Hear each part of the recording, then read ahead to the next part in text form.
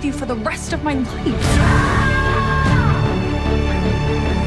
I've never done anything without my family before. You're all that I need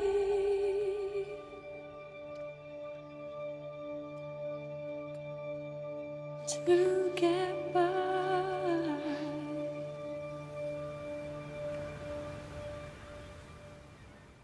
Marlee, good afternoon. So wonderful to meet you. How are you? Nice to meet you too. I'm thrilled because I'm interviewing one of my favorite movie stars, and it's a highlight of my career. Oh, thank you. Thank you so much. CODA, wonderful movie, wonderful performances. I admit I cried multiple times. It was such a wonderful experience, and I want to thank you for giving me such a soul-lifting experience. I'm so glad to hear that. It really, truly, I am. It means a lot to me. Thank you. Well, with the character of Ruby, she is living with her deaf family and she can hear. But Ruby never has time to be a teenager. Her dreams are different than from her family's. Is Jackie being selfish, wanting to keep her daughter to herself? Actually, yeah, it's the kind of family that you see often. Families who love each other, who are hardworking families. And it just so happens that Ruby, as she's growing into adulthood, she's probably growing faster than she realized. And it's not until she goes to school and she sees that she has an elective and there's a cute boy in the next line and he's singing. And so she finds out by signing up for the class that she can sing too.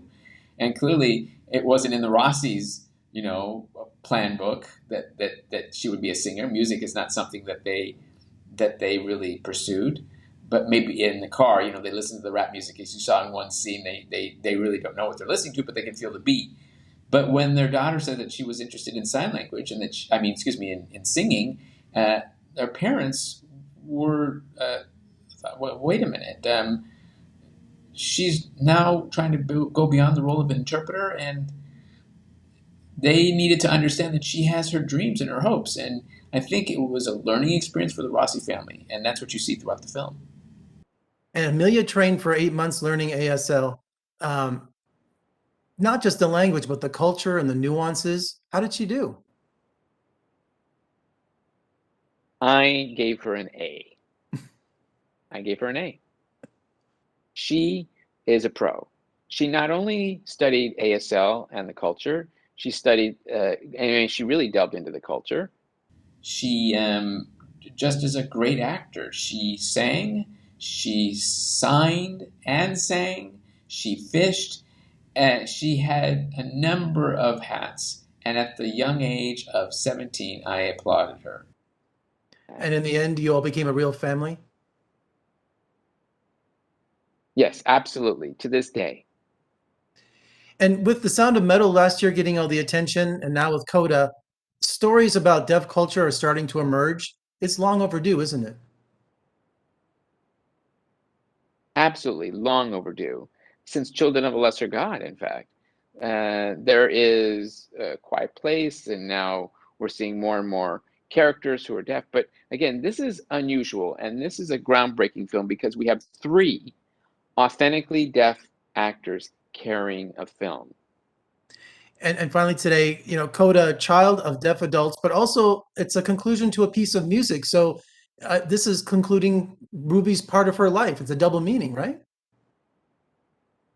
You're absolutely right. And then there's one other meaning of CODA, which means codependent, which was the relationship between Ruby and her parents. And that's certainly, the movie has meaning on 3 different levels. Well, thank you so much, Marlee, for this wonderful interview. Congratulations on a great film. I saw it at Sundance and I saw it again for this interview, and it's just as powerful. Thank you so much. I'm glad you did. I appreciate it. Thank you for your time.